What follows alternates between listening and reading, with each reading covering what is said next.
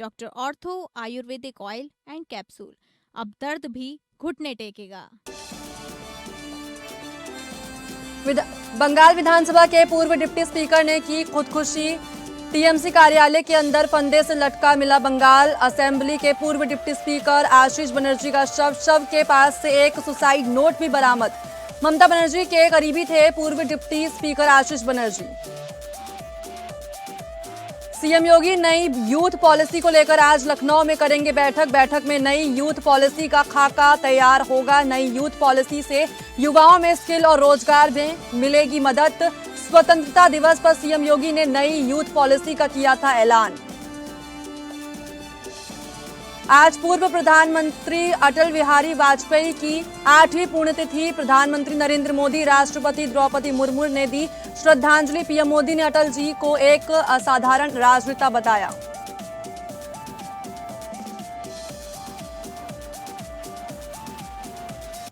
नमस्कार, स्वागत है आप सभी का। मैं हूं आपके साथ साक्षी मिश्रा। तो चलिए शुरुआत करते हैं बड़ी खबर से। इस वक्त की बड़ी खबर आ रही है बंगाल से। पूर्व डिप्टी स्पीकर ने की खुदकुशी। जी हां, फंदे से लटका मिला बंगाल असेंबली के पूर्व डिप्टी स्पीकर का शव। टीएमसी कार्यालय के अंदर फंदे से लटका मिला शव के पास से यहां तक कि एक सुसाइड नोट भी बरामद हुआ है। इस वक्त की बड़ी खबर सीधा बंगाल से आ रही है। दरअसल ममता बनर्जी के करीबी थे पूर्व डिप्टी स्पीकर आशीष बनर्जी, जिनका शव बरामद हुआ है, जो एक पूर्व डिप्टी स्पीकर भी रह चुके हैं। रामपुरहाट सीट से तृणमूल कांग्रेस यानी टीएमसी के 5 बार विधायक भी रह चुके थे। पश्चिम बंगाल विधानसभा के पूर्व डिप्टी स्पीकर और 5 बार के टीएमसी विधायक आशीष बनर्जी का शव रविवार यानी आज सुबह बीरभूम जिले के रामपुरहाट में उनके आवास से सटे टीएमसी कार्यालय के अंदर फंदे से लटका मिला। घटना की सूचना मिलते ही मौके पर पहुंची पुलिस टीम ने शव को कब्जे में लेकर पोस्टमार्टम के लिए भेज दिया। मामले की गंभीरता को देखते हुए पुलिस प्रशासन ने घटना के कारणों का पता लगाने के लिए आधिकारिक जांच शुरू कर दी है। साथ ही पुलिस सूत्रों का कहना है इसे लेकर कि शव के पास से एक सुसाइड नोट भी बरामद हुआ है। आशीष बनर्जी को ममता बनर्जी का करीबी भी माना जाता था। पुलिस ने बताया कि आशीष बनर्जी का शव रामपुरहाट स्थित उनके आवास के बिल्कुल पास बने टीएमसी कार्यालय में फंदे से लटका मिला। उसके पास से एक सुसाइड नोट भी मिला। हालांकि सुसाइड नोट की बात करें तो अभी तक क्या लिखा है उसमें इसके बारे में अभी तक कोई पुष्टि नहीं हुई है। सूचना के बाद घटनास्थल का मुआयना करने के बाद शव को तुरंत पोस्टमार्टम के लिए अस्पताल भेज दिया है। पुलिस की टीम मामले से जुड़े सभी पहलुओं की गहन जांच में जुट गई है। आशीष बनर्जी टीएमसी के एक प्रमुख चेहरों में से एक थे। वो पश्चिम बंगाल के बीरभूम जिले की रामपुरहाट सीट से टीएमसी के विधायक थे। उन्होंने साल 2001, 2006, 2011, 2016 और यहां तक कि 2021 में कुल 5 बार इस सीट से जीत हासिल की थी। हालांकि इस साल के शुरुआत में हुए बंगाल विधानसभा चुनाव में वो बीजेपी के ध्रुवा साहा से हार गए थे। ऐसा कहा भी जा रहा है कि कई साल पहले जब ममता बनर्जी पहली बार सत्ता में आई तब से आशीष बनर्जी बंगाल के शिक्षा और कृषि मंत्री रहे थे।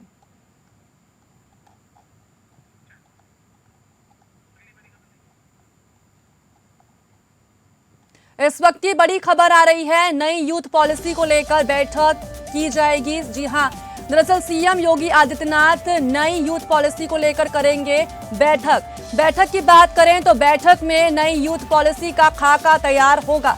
साथ ही यूपी के युवाओं के लिए बनेगी नई यूथ पॉलिसी। जी हां, युवाओं के लिए एक नई पॉलिसी बनाने की बात की जा रही है। इस स्वतंत्रता दिवस पर सीएम योगी का बड़ा ऐलान है। ये जेन जी और जेन अल्फा के लिए योगी सरकार की बड़ी घोषणा। साथ ही नई यूथ पॉलिसी से स्किल और रोजगार मिलेगी बड़ी मदद। युवाओं की प्रतिभा में यूपी की शक्ति की जाएगी, यानी कि ये बात सीएम योगी बार बार कह रहे हैं। स्वतंत्रता दिवस पर घोषित उत्तर प्रदेश की नई यूथ पॉलिसी को लेकर सीएम योगी आदित्यनाथ आज प्रशासनिक अधिकारियों के साथ बड़ी बैठक करेंगे ताकि राज्य के युवाओं को आर्टिफिशियल इंटेलिजेंस, रोबोटिक्स और यहां तक कि डेटा सेंटर जैसे तमाम क्षेत्रों से जोड़ा जा सके। दरअसल स्वतंत्रता दिवस पर यूपी के मुख्यमंत्री योगी आदित्यनाथ ने युवाओं को लेकर एक बहुत बड़ा ऐलान किया है। उन्होंने कहा है कि प्रदेश में नई यूथ पॉलिसी बनाई जाएगी। मुख्यमंत्री योगी आदित्यनाथ ने 80वां स्वतंत्रता दिवस पर प्रदेशवासियों को बधाई देते हुए उत्तर प्रदेश के युवाओं के लिए नई यूथ पॉलिसी की घोषणा की। विधान भवन में आयोजित स्वतंत्रता दिवस के राजकीय समारोह में सीएम ने कहा कि कानून व्यवस्था में ऐतिहासिक सुधार के बाद उत्तर प्रदेश अब उपद्रव प्रदेश से उत्सव प्रदेश बन चुका है। कभी बीमारू राज्यों में गिना जाने वाला उत्तर प्रदेश आज देश की इकोनॉमी के ग्रोथ इंजन की भूमिका निभा रहा है। साथ ही पॉलिसी पैरालिसिस को समाप्त कर प्रदेश को निवेश के ड्रीम डेस्टिनेशन के रूप में स्थापित किया गया है। यहां तक कि सीएम योगी आदित्यनाथ ने स्वतंत्रता दिवस पर युवाओं के लिए बड़ा ऐलान किया। उन्होंने लखनऊ में शनिवार को कहा, हमारा संकल्प है कि हर युवा के हाथ में स्किल, इनोवेशन और एम्प्लॉयमेंट हो।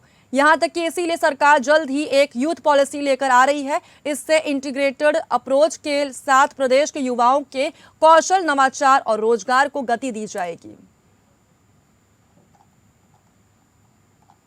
युवा उद्यमी स्कीम के माध्यम से युवाओं को स्वरोजगार उपलब्ध करवाने के लिए ब्याज मुक्त और गारंटी मुक्त ऋण उपलब्ध कराया जा रहा है। हर मंडल मुख्यालय पे स्पोर्ट्स कॉलेज, हर जिले में स्टेडियम, हर ब्लॉक में मिनी स्टेडियम, हर गांव में खेल का मैदान और ओपन जिम का निर्माण कराया जा रहा है। आज उत्तर प्रदेश का युवा प्लान की समस्या से मुक्त हो चुका है। साथ ही हमारा संकल्प है हर युवा के हाथ में स्किल, इनोवेशन और एम्प्लॉयमेंट हो। इसी संकल्प को और अधिक गति प्रदान करते हुए आपकी क्षमता का सही उपयोग करने के लिए, आपकी संभावनाओं को पूरा करने के लिए उत्तर प्रदेश सरकार एक नई यूथ पॉलिसी बहुत शीघ्र लेकर के आ रही है। आज यह घोषणा करते हुए मुझे अत्यंत प्रसन्नता की अनुभूति हो रही है कि यूथ पॉलिसी के माध्यम से प्रदेश के युवा को एक इंटीग्रेटेड अप्रोच के साथ उनके स्किल, इनोवेशन, एम्प्लॉयमेंट को और अधिक मजबूती प्रदान। इस खबर पर अधिक जानकारी के लिए हमारे साथ जुड़े हैं विशेष संवाददाता आनंद जी, जो हमें इस खबर की अधिक जानकारी देंगे। आनंद जी, आपको मेरी आवाज आ रही है? जी। आज बैठक होने वाली है, जेन-ज़ी और जेन-अल्फा पे ध्यान केंद्रित किया जा रहा है। सीएम योगी ने जैसे कल ही इस बात को लेकर ऐलान किया था, क्या कुछ लगता है क्या होने वाला है इस बैठक में जेन-ज़ी और जेन-अल्फा को लेकर? बिल्कुल, देखिए मुख्यमंत्री ने स्पष्ट तौर पर एक चीज कही है कि स्किल, इनोवेशन और एम्प्लॉयमेंट ये युवाओं को देना है, उनको प्रदान करना है और उसी को लेकर ये सारी कवायद है। कल स्वतंत्रता दिवस के अवसर पर मुख्यमंत्री योगी आदित्यनाथ ने इसका ऐलान किया है और ये कहा है कि जो हम नई यूथ पॉलिसी ला रहे हैं उसका जो पूरा फोकस है वो युवाओं पर है। आप समझिए कि मुख्यमंत्री जिसका जिक्र किया, आर्टिफिशियल इंटेलिजेंस, AI हो या मशीन लर्निंग हो, साइबर का क्षेत्र हो या रोबोटिक्स का, ये वो चीजें हैं, जो वो तकनीकें हैं जो आजकल के जो युवा हैं उनका इसमें इंटरेस्ट रहता है और उसी के अकॉर्डिंग मुख्यमंत्री योगी आदित्यनाथ ने पूरी प्लानिंग तैयार की है युवाओं के लिए कि किस तरह से उनको स्किल्ड करना है, किस तरह से उनको कौशल विकास उनका करना है और किस तरह से उनके लिए रोजगार के अवसर उत्पन्न करने हैं। और इसी सबको देखते हुए जो बैठक आप जिक्र करेंगे, मुख्यमंत्री योगी आदित्यनाथ अब दिशा निर्देशित करेंगे तमाम अधिकारियों को और ये बताएंगे कि किस तरह से इस क्षेत्र में युवाओं को ताकि आगे बढ़ाया जा सके। एक बड़ी आबादी उत्तर प्रदेश में युवाओं की है, एक उभरता हुआ प्रदेश है, चाहे आप इंफ्रास्ट्रक्चर के लिए कहिए, चाहे आप अर्थव्यवस्था के क्षेत्र में कहिए, और बहुत बड़ी संख्या युवाओं की उत्तर प्रदेश में है और उनको स्किल करना इसलिए भी जरूरी है कि ताकि वो अपने अपने क्षेत्रों में, जिस क्षेत्र में वो इंटरेस्टेड है वहां पर जाकर बेहतर कर सके और जितना बेहतर हमारे प्रदेश के युवा करेंगे उतना ही बेहतर हमारा प्रदेश करेगा। तो इसीलिए फोकस सारा मुख्यमंत्री योगी आदित्यनाथ का युवाओं पर है और उन्हीं के लिए ये पूरा आप ये कह सकते हैं कि जो यूथ पॉलिसी लाई जा रही है। बहुत बहुत धन्यवाद इस जानकारी के लिए आनंद जी। और इस वक्त की बड़ी खबर आ रही है झारखंड से। सीएम सोरेन आज करेंगे समीक्षा बैठक। झारखंड में युवा परीक्षा पारदर्शिता को लेकर आज बैठक होने वाली है। कोर कमेटी के साथ फॉलोअप समीक्षा बैठक होगी। जी हां, इस वक्त की बड़ी खबर सीधा झारखंड से है। लगातार छात्र आंदोलन हो रहा है जिसको ध्यान में रखते हुए सीएम आज बैठक करेंगे। विकास योजनाओं का निरीक्षण की भी बात की जाएगी। इस वक्त की बड़ी खबर सीधा झारखंड से आ रही है। झारखंड में युवा और परीक्षा पारदर्शिता को सीएम हेमंत सोरेन आज बैठक करेंगे। जेपीएससी एवं जेएसएससी की परीक्षाओं में पारदर्शिता और प्रशासनिक सुधारों को लेकर गठित कोर कमेटी के साथ फॉलोअप समीक्षा बैठक होगी। वहीं विकास योजनाओं का निरीक्षण भी किया जाएगा। राज्य की फ्लैगशिप जन कल्याणकारी योजनाओं और स्वतंत्रता दिवस के अवसर पर घोषित नई प्राथमिकताओं के क्रियान्वयन पर विभागीय अधिकारियों के साथ विचार विमर्श भी किया जाएगा।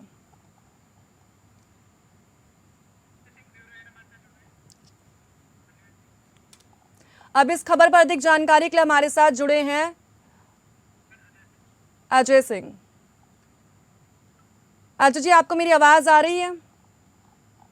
हाँ, आवाज है। झारखंड की बात करें तो झारखंड में बहुत समय से प्रोटेस्ट चल रहा है, इस बात में कोई शंका नहीं है। और आज इसी को लेकर सीएम जो है वो बैठक करने वाले हैं। क्या लगता है, क्या कुछ हो सकता है आज इस बैठक में युवाओं को लेकर?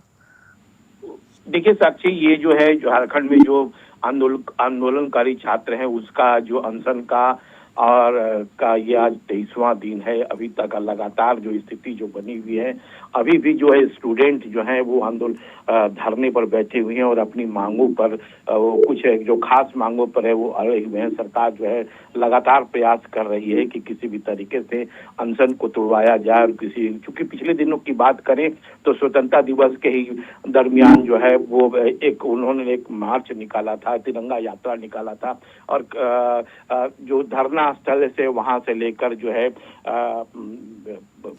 किरालाल चौक तक, जो अल्बर्ट एक्का चौक तक। अजय जी, एक बात बताइए, ये बैठक आज क्यों होगी? जब लाठीचार्ज हो रहा था तब ये बैठक क्यों नहीं हुई? देखिए, बैठक के जो आंदोलन का जो ये है, लगातार जो है सरकार भी प्रयास कर रही है कि किसी भी तरीके से दो ही बिंदु पर मामला ये अटका हुआ है। ये जो आंदोलनकारी छात्र हैं उनका कहना है कि जो है इसकी मांग सीबीआई से जांच की जाए और 11वीं से लेके ये जो तमाम जितने भी जेपीएससी की परीक्षा है उनको रद्द किया जाए। तो सरकार जो है लगातार ये दो चीजें पर सरकार तो मान गई है, कह रही है कि हम ईडी से इसकी जांच करा रहे हैं और जब भी कोई वैसी फाइंडिंग आएगी 30 दिनों के अंदर तो उसके बाद अगर कुछ होता है तो हम इसकी ईडी से जांच कराएंगे। दूसरी तरफ जो है बीपीएससी की जेपीएससी की जो परीक्षा है उसको कैंसिल कर दिया जाता है, लेकिन ये जो सीजीएल की जो परीक्षा है, जो सीजीएल की परीक्षा है, बात वहीं पे अटके, दो ही बिंदु पर मात्र अटका हुआ है। सीजीएल परीक्षा को रद्द करने की और सीबीआई से जांच करने की, बस इन्हीं दो बिंदुओं पर जो है राज्य सरकार और जो आंदोलनकारी छात्र हैं इनके बीच अटका हुआ है। जी बिल्कुल, धन्यवाद इस जानकारी के लिए।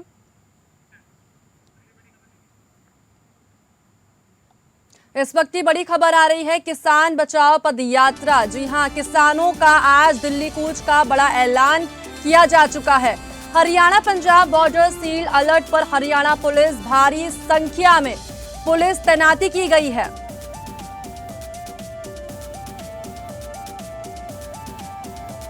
अलर्ट पर हरियाणा पुलिस देखने को मिल रही है। साथ ही संयुक्त किसान मोर्चा यानी गैर राजनीतिक द्वारा 16 अगस्त से दाता सिंहवाला गांव से जनता मंतर तक 228 किलोमीटर लंबी किसान बचाओ पदयात्रा शुरू की जाएगी। पदयात्रा की बात करें तो पदयात्रा में 51 पदयात्री पैदल चलेंगे। किसानों के आज के दिल्ली कूच के ऐलान को देखते हुए जिंद प्रशासन ने देर रात हरियाणा पंजाब के खनौरी बॉर्डर को सील कर दिया है। किसानों को दिल्ली की ओर बढ़ने से रोकने के लिए बॉर्डर पर 5 लेयर की बैरिकेडिंग की गई है। किसान नेता जगजीत सिंह डल्लेवाल ने ऐलान किया था कि संयुक्त किसान मोर्चा द्वारा भारत अमेरिका ट्रेड डील के विरोध में 16 अगस्त से 228 किलोमीटर लंबी किसान बचाओ पदयात्रा शुरू की जाएगी। किसान नेताओं के अनुसार बताया जा रहा है कि ये पदयात्रा 16 अगस्त को दाता सिंहवाला से शुरू होकर 29 अगस्त को दिल्ली के जंतर मंतर पहुंचेगी। किसानों के दिल्ली कूच को देखते हुए प्रशासन और पुलिस अलर्ट पर है और बॉर्डर पर सुरक्षा व्यवस्था कड़ी कर दी गई है। साथ ही पदयात्रा को लेकर प्रशासन अलर्ट पर है। किसानों की पदयात्रा के मद्देनजर रखते हुए प्रशासन एवं पुलिस द्वारा सुरक्षा और कानून व्यवस्था पर नजर रखी जा रही है। यहां तक कि पदयात्रा की शुरुआत से पहले दाता सिंहवाला गांव में अरदास, प्रार्थना और सभा का आयोजन होगा। इसके बाद दोपहर 3 बजे पदयात्रा शुरू होगी। शाम को उझाना गांव के मुख्य अड्डे पर पदयात्रियों का स्वागत किया जाएगा। जबकि बेलरखा गांव में रात्रि विश्राम होगा। पदयात्रा दाता सिंह वाला से शुरू होकर 228 किलोमीटर का सफर तय करते हुए दिल्ली में जंतर मंतर तक पहुंचेगी।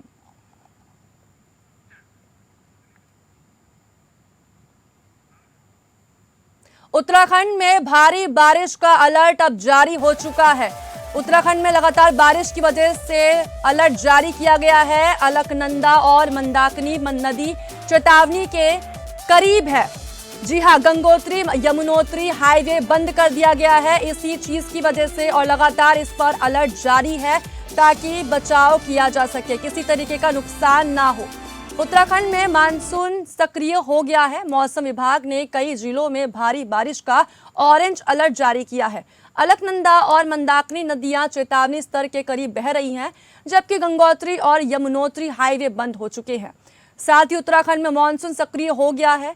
मौसम विभाग ने देहरादून, चंपावत, बागेश्वर, उधम सिंह नगर और यहां तक कि नैनीताल सहित कई जिलों में भारी से बहुत भारी बारिश का ऑरेंज अलर्ट जारी किया है। वहीं नदियां चेतावनी निशान के करीब बह रही है। गंगोत्री और यमुनोत्री हाईवे मलबा आने से बंद हो गया है। गंगोत्री हाईवे गंगनानी और यहां तक कि यमुनोत्री हाईवे पालीगाड़ के पास भूस्खलन के चलते मलबा आने की वजह से बाधित हो गया है। सूचना पर बीआरओ व एनएच बड़कोट की टीम हाईवे पर यातायात बहाली का प्रयास कर रही है। जिला प्रशासन ने सभी संबंधित विभागों को प्राकृतिक आपदा की स्थिति से निपटने के लिए तैयारी का उच्चतम स्तर बनाए रखने के निर्देश दिए हैं। साथ ही किसी भी दैवीय आपदा, दुर्घटना, मार्ग अवरुद्ध होने अथवा अन्य क्षति की सूचना तत्काल जिला आपातकालीन परिचालन केंद्र को देने की अपील की गई है।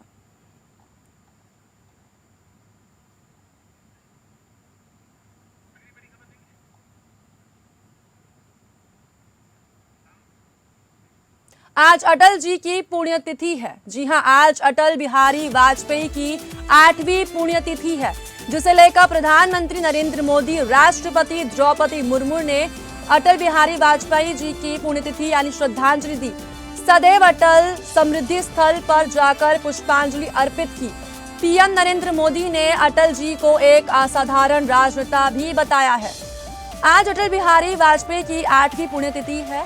प्रधानमंत्री नरेंद्र मोदी, राष्ट्रपति द्रौपदी मुर्मू, उपराष्ट्रपति सीपी राधाकृष्णन, राज्यसभा के उपसभापति हरिवंश नारायण सिंह समेत तमाम नेताओं ने सदैव अटल समृद्धि स्थल पर जाकर उन्हें पुष्पांजलि अर्पित की। यहां तक कि प्रधानमंत्री नरेंद्र मोदी, गृह मंत्री अमित शाह, रक्षा मंत्री राजनाथ सिंह समेत तमाम दिग्गज नेताओं ने एक्स पर पोस्ट कर उनकी पुण्यतिथि पर उन्हें श्रद्धांजलि अर्पित की है।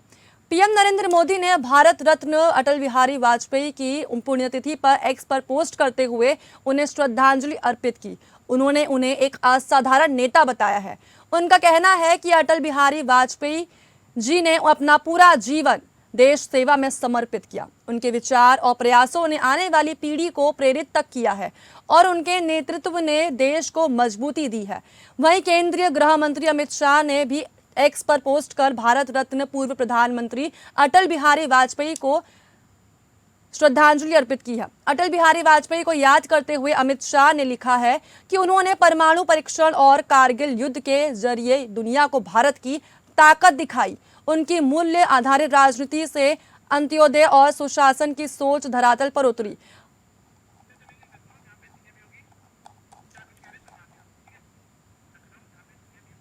तो यही था आज का बुलेटिन। नमस्कार।